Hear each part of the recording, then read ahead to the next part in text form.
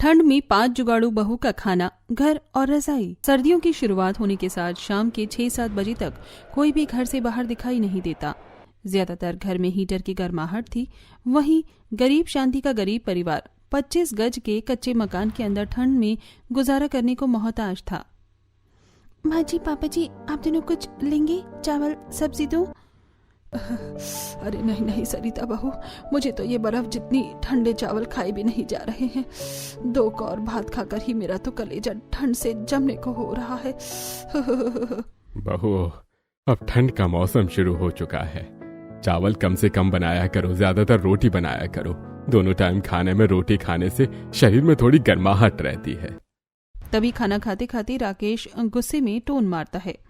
रहने दीजिए बाबूजी, रोटी बनाने में तो इन पांचों के पांचों को आफत आती है। जब देखो चावल उबाल कर रख देती हैं। सुबह भी चावल खाकर काम पर गए थे। पूरा दिन ठंड में शरीर ठिठुर रहा था।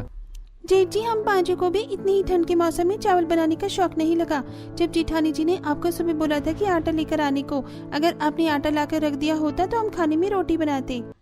अरे हम 5 भाइयों के सिर पर पहले ही परिवार चलाने का, सबका पेट भरवाने को लेकर 36 टेंशन रहता है और इंसान काम के कारण भूल भी सकता है। तो तुम जाकर लाला की दुकान से आटा ले आती।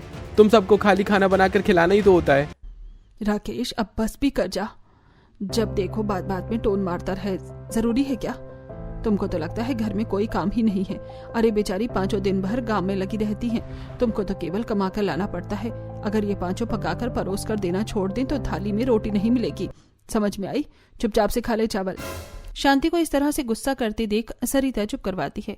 माँ जी, शांत हो जाइए, गुस्सा मत कीजिए। हो सकता है शायद से राकेश जी को याद नहीं रहा होगा। वैसे भी 1-2 दिन में कोटा से राशन मिलने वाला है, तो 20-25 किलो गेहूं उठाकर ले आएंगे तो थोड़े दिन चल जाएगा। अजी, आप सुबह केवल 2-3 टाइम के लिए आटा खरीद कर मंगवा देना। ये 100 रुपए रखो। आटे के अलावा रसोई में जो जो चीज घट गई हो, सवेरे लाला के यहाँ से जाकर थोड़ा थोड़ा खरीद कर ले आना। अभी ठंड की वजह से ज्यादा काम भी नहीं है, इसलिए दिहाड़ी नहीं लग पा रही है। बस ये 100 रुपए है मेरे पास केवल आज। अजी, कोई बात नहीं, इसी में ही हम मिला जुला कर रसोई चला देंगे। शांति के घर में गरीबी का स्तर इतना ज्यादा था कि ना तो उनका सही ढंग का खाना पीना था और ना ही घर में जरूरत का घरेलू साज सामान था। ले देकर बस खाना पकाने के लिए 2-4 बर्तन, मिट्टी का चूल्हा और सोने के लिए कुछ बिस्तर। पांचों जब शादी करके आई तो घर में बिस्तर की कमी देखकर उन्होंने जुगाड़ू तरीके से कपड़े वगैरह से बिस्तर बना बना कर जोड़ा। बहू, हम सब लोगों ने तो खा लिया, अब तुम पांचों भी खाना खा लो और बिस्तर कर देना। खाने के बाद मेरा तो पेट चुभने लगता है, ज्यादा देर बैठने का मन नहीं करता। बबीता, तुम खाना निकालो, तब तक मैं एक साइड में बिस्तर लगा देती हूँ माँ जी पापा जी के सोने के लिए। पर मंजली जिठानी जी, कमरे में तो पहले ही कितना कम जगह है। आप तो बिस्तर करेंगी तो हम खाना कहाँ पर बैठकर खाएंगी?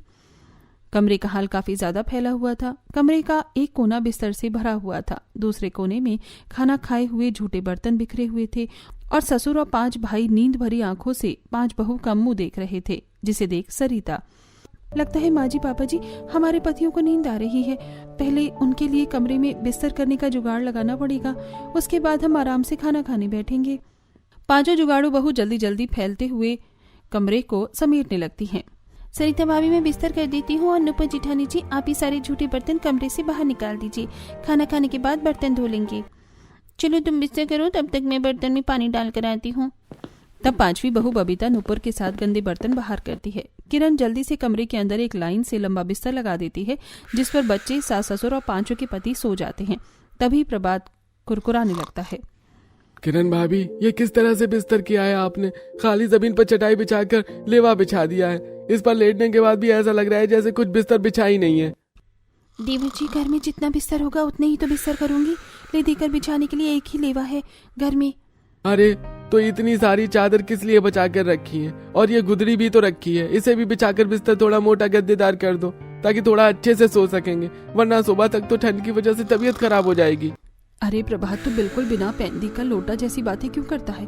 और ओढ़ने का बिस्तर भी बहू बिछाने में लगा देगी तो रात भर इसी तरह बगैर कुछ ओढ़े सोना पड़ेगा। अरे जितना बिस्तर है इतने में ही गुजारा करना पड़ेगा।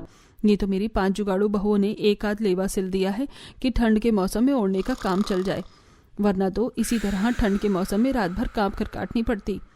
घर में बिस्तर की कमी देखकर बेचारे पांचों भाई पतली दुबली चादर को ओढ़कर हाथ पांव मोड़कर ठंड में सोने की कोशिश करते हैं।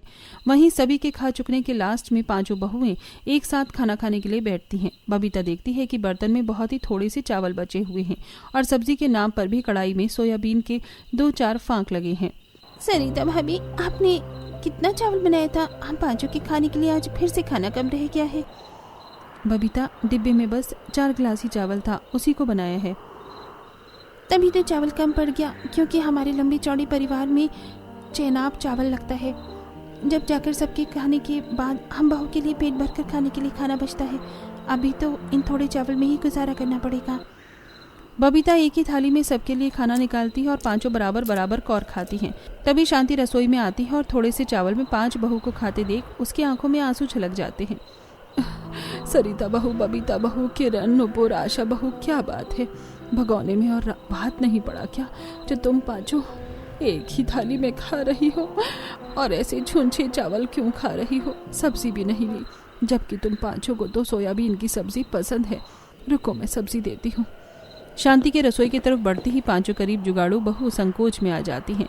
तभी आशा बात को संभालते हुए, माँ जी रहने दीजिए, हम में से किसी को सब्जी नहीं चाहिए। वो सब्जी में थोड़ा मसाला ज़्यादा डल गया है ना, इसलिए देखकर खाने का मन नहीं है। आशा बहू, तुझको तो ठीक तरीके से झूठ बोला भी नहीं आता। आज फिर से खाना खत्म हो गया है। जिस दिन से तुम पांचों शादी करके आई हो, खाली तुमको दुख देखने को ही मिला है। कभी तुमने सुख नहीं किया ससुराल का। पता नहीं भगवान कब मेरे घर के हालात अच्छे करेगा। तुम पांचों को इस तरह से पेट काट कर खाते देखकर मुझे बिल्कुल अच्छा नहीं लगता। माँ जी, एक बार हमारे पति अच्छे से कमाने लग जाए तो हम भी सही से खाएंगे। खाने के बाद बबीता किरण खुले आंगन में बर्तन धोती है। आसमान से ओस गिर रही है। बाल्टी का पानी तो बिल्कुल बर्फ जितना ठंडा हो गया है। मुझको तो पानी छूने में करंट लग रहा है। बर्तन खंगालने की हिम्मत नहीं है। खाना बनाने के बाद मैंने चूल्हा भी बुझा दिया था, वरना थोड़ा पानी चूल्हे पर गर्म कर लेते।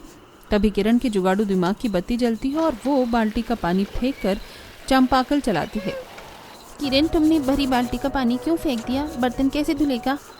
जी जानी जी, मेरे दिमाग में बढ़िया जुगाड़ आया है, जिससे हमें बर्फ जितनी ठंडे पानी से बर्तन धोने की जरूरत नहीं, बल्कि गर्मा गर्म पानी से बर्तन धोएंगे। किरण काफी देर तक चंपाकल चलाती है। धीरे धीरे उसमें से गर्म पानी निकलने लगता है। नुपुर भाभी, एक बार पानी पीकर देखो। मेरी तो वैसे ही सर्दी से हाथ सुन्न हो रहे हैं। बर्फ जितना ठंडा पानी छूकर मुझे कुल्फी नहीं जमानी। अरे पहले पानी छू कर देखो। नुपुर ने जैसे ही हैंडपंप से निकलते पानी को छुआ तो वो एकदम गर्म था। अरे ये क्या चक्कर है? बाकी दिन तो हैंडपंप से बर्फ जितना ठंडा पानी निकलता है, अभी गर्म कैसे आ रहा है? तुमने तो बहुत ही बढ़िया जुगाड़ लगाया है।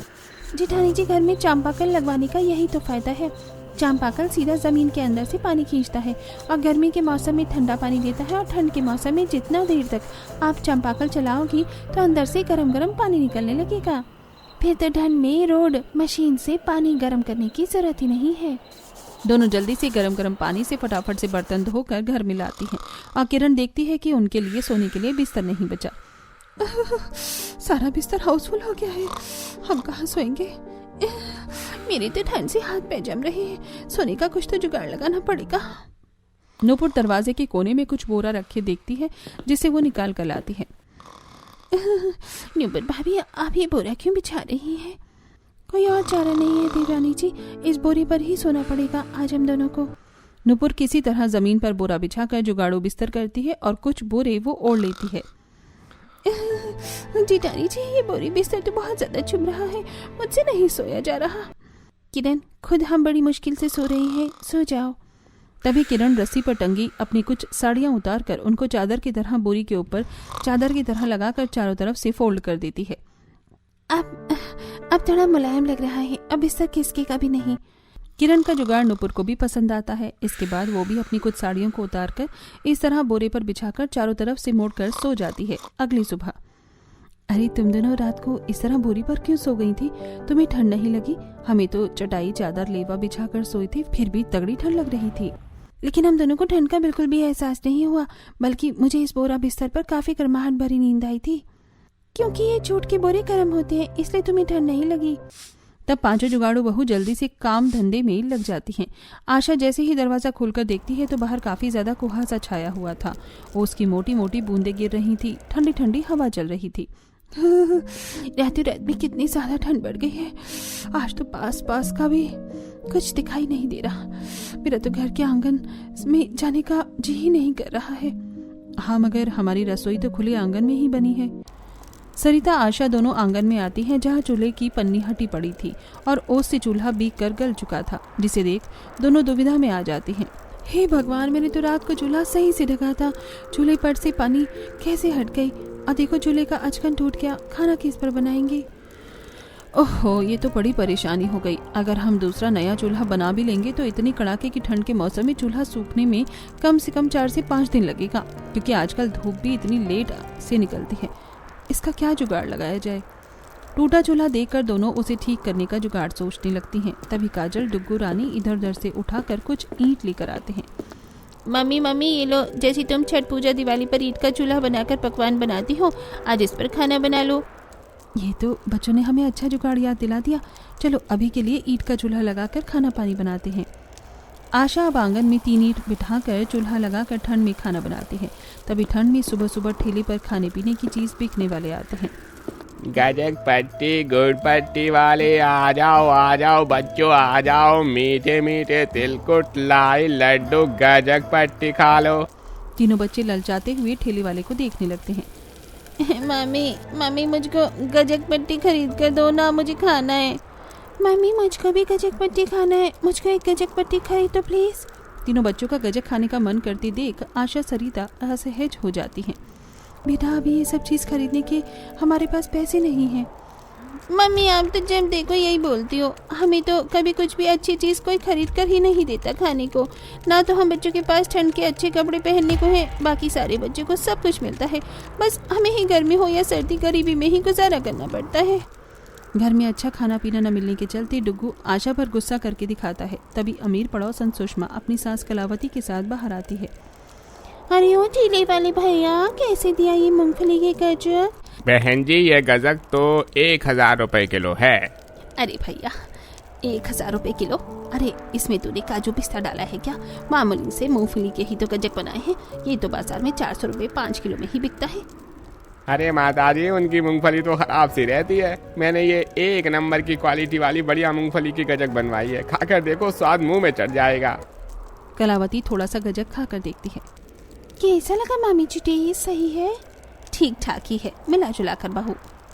भैया फिर तो आधे किलो गजक कर दो, 1 किलो तिलकुट और 1 किलो सिलाई लड्डू भी कर देना।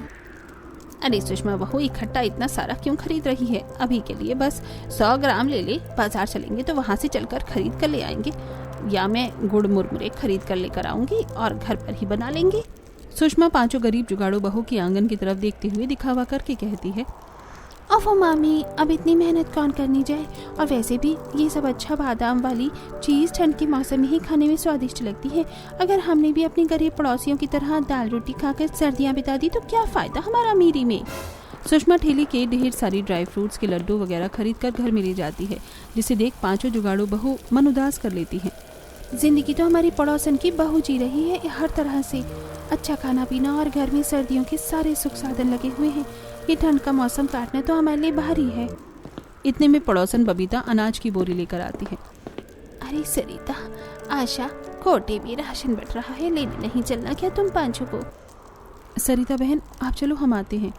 किरण, आशा, नूपुर राशन के बोरे लेकर राशन कोटे पर आती हैं, जहां इतनी ठंड में भी राशन लेने के लिए लंबी लाइन लगी हुई थी।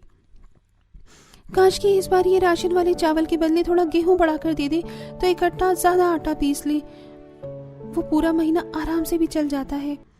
सही कह रही हो, पर जितना ये गेहूं देते हैं हमारा परिवार में आटा 15 दिन में ही सारा लग जाता है और फिर खरीद कर खाना पड़ता है। कुछ देर बाद, चलो लाओ बोरी खोलो। तभी आशा झिझकते हुए उस सरकारी राशन कर्मचारी का मुंह देखकर कहती है, भाई साहब, जितने किलो आप हमें राशन में चावल देते हैं उसके बदले हमें गेहूं थोड़ा बड़ा कर दे दीजिए, परिवार बड़ा है क्योंकि। अरे चावल के बदले तुम्हें डबल गेहूं दे देंगे तो दूसरे को क्या ठेंगा देंगे, थमाएंगे? हैं? जितना चावल गेहूं मिलता है उतना ही मिलेगा। तब तीनों गेहूं चावल की बोरी सर पर रखकर ठंड में घर आती हैं, जहां कलावती अपनी नई रजाई दिखाने आई थी। एक नंबर की नरम मुलाई बढ़िया रजाई बना कर दिया है रजाई वाले ने। शांति बहन, मैं तो कहती हूँ तुम भी इसी कपास की 3-4 रजाई अपने घर के लिए बनवा लो, सालों साल चलेगी। कलावती जानबूझकर शांति को नीचे दिखाने के लिए रजाई बनवाने की बात करती है। कलावती बहन, तुम हमारे घर के हालात अच्छी तरीके से जानती हो। जब से ठंड का मौसम शुरू हुआ है, अभी तो खाना खाने की परेशानी हो रखी है। 2 टाइम की रोटी भी बड़ी दिक्कत से चल रही है घर की। शांति, तुम्हारे घर में तो जब देखो गरीबी ही रहती है। पता नहीं तुम्हारे निकम्मे बेटे क्या कमाते हैं आखिर। कलावती की बात सुनकर बबीता बौखला कर जवाब देती है। आंटी जी, हमारे पतियों की आपके बेटे जितनी तगड़ी कमाई नहीं है, और वैसे भी हमारे पति जो भी जितना भी कमाते हैं ना, आप खिलाने नहीं आती हो, इसलिए ये ताने मत दीजिए। हाँ, पल्ले नहीं दाने, अम्मा चली पकाने। पैर गरीबी में धसे पड़े हैं, पास में अच्छा खाने पहनने ओढ़ने को भी नहीं है, फिर भी तेवर देख लो जी ना। कलावती शांति के आगे पांचों को ताना देकर चली जाती है, जिससे सास ससुर गरीबी के चलते आंखें नीचा कर लेते हैं। अरे इस ठंड के मौसम में क्या गम सता रखा है, जो पड़ोसी भी हमारा कच्चा मकान और खराब हालत देखकर हमारा ठठा करते हैं। माँ जी बस चुप हो जाइए, अब आप देखते जाइए, आपकी 5 जुगाड़ू बहुएं ठंड के मौसम में घर का सारा सामान जोड़कर दिखाएंगी। इतनी देर में पांचों के पति फैक्ट्री से बहुत सारे खाली बोरे और कुछ बोरियों में बहुत सारा बुरादा भर कर ले आते हैं। अरे क्या बात है, घर में कोई बात हुई है? तुम सबका मुंह क्यों उतरा हुआ है? शांति, झूठ बोलते नहीं बेटा, सब कुछ ठीक है। तुम पांचों गोदाम से जल्दी आ गए। माँ, आज बस गोदाम खाली करना था। वो गोदाम में कुछ खाली बोरियां और लकड़ी का बुरादा रखा था, तो हम आग तापने के लिए ले आए। उन बोरी और भूसों को देखकर सरिता के दिमाग में गर्म बिस्तर बनाने का जुगाड़ आता है। ये बोरी बड़े काम के हैं, हम चाहें तो इसमें से ये भूसा भर कर बिस्तर बना सकते हैं। तुमने तो बहुत ही अच्छा जुगाड़ लगाया है। घरेलू कामकाज खत्म करके पांचों जूट की बोरों को काट काट कर उन्हें बड़ी सुई से जोड़कर रजाई जितना बड़ा कवर बनाकर तैयार कर लेती हैं। कवर तो बन गया, अब हमें इसके अंदर बिल्कुल बराबर लकड़ी का बुरादा बनना है, ताकि गद्दी बिल्कुल बराबर बन सके। अब पांचों लकड़ी के सारे बुरादे को उसके अंदर भरकर सिल देती हैं, जो कि छूने में काफी मुलायम और गर्म था। आखिरकार हमने अपने जुगाड़ू तरह से सोने के लिए गर्म गद्दी बना लिए, लेकिन ये थोड़ा उबड़ खाबड़ हो गया है। मम्मी, हमारे पास एक अच्छा जुगाड़ है जिससे ये गड्ढा बिल्कुल बराबर हो जाएगा। अच्छा, तो फिर करके दिखाना। तीनों बच्चे गद्दे पर चढ़कर कूदने लगते हैं, जिससे वो बिल्कुल बराबर हो जाता है और पूरा परिवार रात में उसे गर्म गद्दे पर ही सोता है। क्या बात है, तुम पांचों की जुगाड़ का जवाब नहीं, बोरी और भूसे से इतना टिकाऊ गद्दा बनाया है। अरे मुझे तो इस नरम गरम गद्दे पर सोकर अच्छा लग रहा है। सभी आराम से ठंड में गर्माहट में सो जाते हैं। इसी तरह 2-4 दिन गुजर जाते हैं। आज कितने दिनों बाद थोड़ी कड़क धूप निकली है। आज ये गेहूं चावल दोनों साफ करके धोकर सूखने के लिए डाल देते हैं। बहू, ये चावल तो रहने दो। ठंड के मौसम में ये कच्चा चावल खाने से तन बदन में दर्द बढ़ जाता है। मगर माँ जी, अभी तो 3-4 महीने ठंड रहेगी। ऐसे तो चावल रखे हुए खोखले और खराब हो जाएंगे। थोड़ा थोड़ा बनाकर इस्तेमाल कर लेंगे। तभी कोटे से मिले चावल को देखकर आशा के जुगाड़ू दिमाग में एक आइडिया आता है। मेरे दिमाग में बहुत ही बढ़िया जुगाड़ आया है। इस कच्चे चावल का चावल बनाकर खाने से अच्छा है हम चाहे तो इसे कुकर चिड़वा बनाकर रख सकते हैं, और थोड़े चावल को भूनकर मुरमुरा भी बना सकते हैं, जिससे हम बच्चों के लिए गुड़ के लड्डू बना देंगे। सभी को आशा का जुगाड़ू आइडिया काफी पसंद आता है। आशा बहू, ये तुमने बहुत ही अच्छा जुगाड़ लगाया है। बच्चों का भी गुड़ के लड्डू खाने का मन है। किरण चटाई बिछाकर चावल को धूप में सूखने के लिए छोड़ देती है। अगले 2 दिन 2 बहुएं चावल को ओखली में कूटकर उनसे चूरा बनाती हैं, और बाकी 3 बहू उस चावल को मिट्टी के मटके में भूनकर मुरमुरा बनाती हैं। वैसे इस कच्चे चावल का मुरमुरा कितना खिला खिला फूट रहा है। पता ही यही मुरमुरा ठंड के चलते बाजार में 20 रुपए पाव बिक रहा है। और देखो, हमने अपने जुगाड़ से घर बैठे बैठे ही मुरमुरा बना लिया, इसलिए तो हम जुगाड़ू हुए हैं। इतनी देर में शांति दुकान से काफी सारा गुड़ खरीद कर ले आती है। आज तो बिल्कुल शरीर पिघलने वाली पानी की तरह ठंडी हवा चल रही है। बहू, मुरमुरा भुन गया हो तो हटो, मैं चूल्हे में आग बैठाकर चाशनी बना देती हूँ।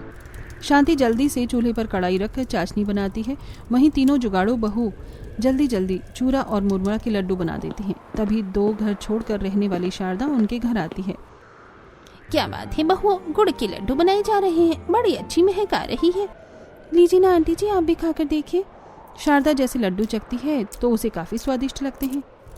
अरे वाह वाह बहू, तुमने तो बहुत ही करारा खस्ता लड्डू बनाए हैं। ठंड में ऐसे लड्डू नाश्ते में खाने को मिल जाए तो मज़ा ही आ जाए। मेरे लिए भी तुम 2-4 किलो लड्डू बना दोगी? जो सामान और लागत लगेगी मैं दे दूंगी। हाँ हाँ, क्यों नहीं आंटी जी, हम बना देंगे। अरे देखो, जिस काम के लिए आई थी मैं तो बातों बातों में भूल ही गई। वो इस बार मैंने अपने खेत में सब्जी लगवा रखा है, सारी सब्जी पककर तोड़ने के लिए तैयार है, तुम तोड़ दोगी? जी जी आंटी जी, हम कर देंगे। अगले ही दिन पांचों जुगाड़ू बहू सुबह सुबह जल्दी खाना पीना बनाकर ठंड में सब्जी तोड़ने पहुंच जाती हैं। तभी किरण सब्जी की क्यारी में काफी ज्यादा साग उगा देखती है। जरा देखो, इन सब्जियों के साथ कितना ताज़ा बढ़िया राय और बथुआ हुआ है। शारदा आंटी, अगर आपको ये साग की जरूरत नहीं है तो हम तोड़ कर ले जाएं। अरे बिल्कुल ले जाना बहू, तुम पांचों जो साग बनाती खाती हो। अब 3 जुगाड़ू बहू खेत की सब्जी तोड़ती हैं और 2 बहू क्यारी में लगे साग को खोटने लगती हैं। देखते देखते शाम हो जाती है। बहू देखो, ठंड बढ़ रही है, बाकी की सब्जियां कल आकर तोड़ लेना। बाकी मैंने बगल वाला खेत भी बटाई दे रखा है, इस बार उनमें कपास लगवाया है तो उसकी फसल भी तुमसे ही तोड़ पाऊंगी। ये सुनकर पांचों काफी ज्यादा खुश हो जाती हैं और घर आकर चूल्हे की साग बनाकर ठंड में सबको खिलाती हैं। वाह बहू, जीती रहो। अरे तुम बाचों ने बड़ा ही स्वाद साग बनाया है, बस साथ में मक्के की चूल्हे की रोटी मिल जाती तो मजा आ जाता। सच में मम्मी, आपने बहुत ही यम्मी यम्मी साग बनाया है। मैं तो कहता हूँ आप ठंड में साग रोटी बनाकर बेचो। डुगू साग खाते हुए पांचों की भर भर कर तारीफ करता है, क्योंकि जुगाड़ू बहुएं बहुत ही जायकेदार साग रोटी बनाती थी। घर कच्चा होने के चलते दीवारों के दरार से ठंड बर्फ जैसी ठंडी हवा अंदर घुस रही थी, जिससे खाना तुरंत ठंडा हो जाता है और सब थर थर कांपते हुए खाना खाते हैं। इस ठंड के मौसम में इस कच्चे कमरे में रहना खुले छत के नीचे रहने के बराबर है। विनोद बेटा, थोड़े पैसे करके घर की दीवारों को ठीक करवा दे। माँ, ठंड के चलते हमारा काम लगभग ठप पड़ गया है, थोड़े दिन रुक जाओ फिर करवा देंगे।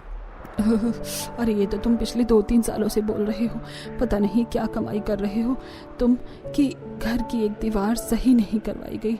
अब तक पैसे नहीं है तुम्हारे पास। कमरे की हालत बिल्कुल कच्ची खराब होने के चलते कमरे के अंदर काफी ज्यादा ठंड भरी रहती है, जिसके चलते सुबह तक शांति को तेज बुखार चढ़ जाता है। पांचों जुगाड़ू बहुएं उसे खाना खिलाकर दवाई देकर खेत में कपास तोड़ने आती हैं। देखो, मैं तुम्हें कपास तोड़ाई के ज्यादा पैसे तो नहीं दे सकता, प्रति किलो कपास तोड़ने पर 5 रुपए मिलेगा। लेकिन आप तो काफी ज्यादा कम पैसे दे रहे हैं। कपास की ढेरी तोड़ने में ज्यादा समय लगता है और ठंड का मौसम भी है। मैं केवल इतना ही दे सकता हूँ, तुम्हें सही लगे तो कर लो। पांचों आपस में थोड़ा सोच विचार करती हैं। घर पर खाली बैठने से अच्छा थोड़े पैसे तो आएंगे। तुम लोगों ने देखा ना, रजाई बनाने के लिए माँ जी की तबीयत खराब भी है। जो पैसे बनेंगे उससे हम एक गर्म कंबल तो खरीद कर ले आएंगे। ठंड में घर की दया नहीं है, स्थिति के चलते अब पांचों कम पैसों में भी ठंड में कपास तोड़ती हैं। आसमान से ओस गिर रही थी और ठंडी ठंडी हवा चल रही थी, जिससे उनके हाथ बार बार लाल पड़ जाते हैं। लगभग 3-4 दिन वो कड़कड़ाती ठंड में कपास तोड़ती हैं। ये लो, मैंने तुम पांचों का 5 दिन का हिसाब कर दिया है। ये रहे तुम्हारे 700 रुपए। बहुत बहुत शुक्रिया भाई साहब। ठंड के मौसम में ये 700 रुपये भी हमारे लिए बहुत ही बड़ा सहारा है। तभी नुपुर खेत में 2 अलग जगह कपास देखकर पूछती है, भाई साहब, आपने कपास को अलग अलग क्यों रखा हुआ है? अरे वो वाला कपास खराब है, उसकी रजाई बढ़िया नहीं बनेगी, इसलिए उसको अलग कर रखा है। भाई साहब, अगर ये खराब वाला कपास आपके काम का नहीं है तो क्या हम ले जा सकते हैं? हाँ हाँ, ले जाओ, वैसे भी मुझे इस खेत को खाली करना है। अब पांचों उस कपास को अपने साथ घर ले आती हैं और रजाई बनाने के लिए बाजार से एक ही कलर के 2 कपड़े, वो भी बड़े साइज के चादर खरीद कर लाती हैं और उन खराब कपास को पीट पीट कर उनको अलग अलग करके उससे बहुत ही बढ़िया गर्म रजाई बना लेती हैं, जिससे पड़ोसन आंखें जमा कर तारीफ करती हैं। देखो तो, एक से बढ़कर एक जुगाड़ू बहू पाई है शांति ने। इस ठंड के मौसम में बगैर पैसों के घर गृहस्थी का सारा सामान जोड़ कर रख दिया है इन्होंने। अपनी जुगाड़ू बहू की बड़ाई सुनकर शांति की आंखों में खुशी के आंसू आ जाते हैं। बहू, आज मुझे भगवान से कोई गिला शिकवा नहीं। भगवान ने मुझे भले ही गरीबी दिखाई, लेकिन गरीबी के साथ उसने मुझे 5-5 हीरे जैसी बहू दी है, जिन्होंने गरीब से गरीब स्थिति में भी मेरे बेटों की अल्प कमाई में भी गुजारा किया और आज देखो सारी चीजें जोड़ ली। माँ जी, इस घर की बहू होने के नाते ये तो हमारा फर्ज था। हमारे परिवार को भी ठंड के मौसम में बगैर रजाई के नहीं सोना पड़ेगा। उस दिन पूरा परिवार पांचों जुगाड़ू बहू की बनाई गर्म रजाई में सोता है, लेकिन उनके कच्चे कमरे की दीवारों से ठंडी ठंडी हवा साए साए करके घुस रही थी। मम्मी, मुझको जोर की ठंड लग रही है। ये दीवार दिन ब दिन और भी ज्यादा खराब होती जा रही है। ऐसे तो इस ठंड के मौसम में इस कच्चे कमरे में रहन सहन करना काफी ज्यादा कठिन होता जा रहा है। इसका कोई जुगाड़ लगाना पड़ेगा। कमरे की कच्ची हालत के चलते सब कमरे में ठंडक भरी होने के चलते सही तरीके से सो भी नहीं पाते। अगले दिन पांचों जुगाड़ू बहुएं सर पर टोकरी लेकर कटाई हो चुके खेतों में आती हैं। कुछ खेतों में गाय बैठी हुई थी और कुछ खेतों में यूं ही अनाजों की भूसी पड़ी थी।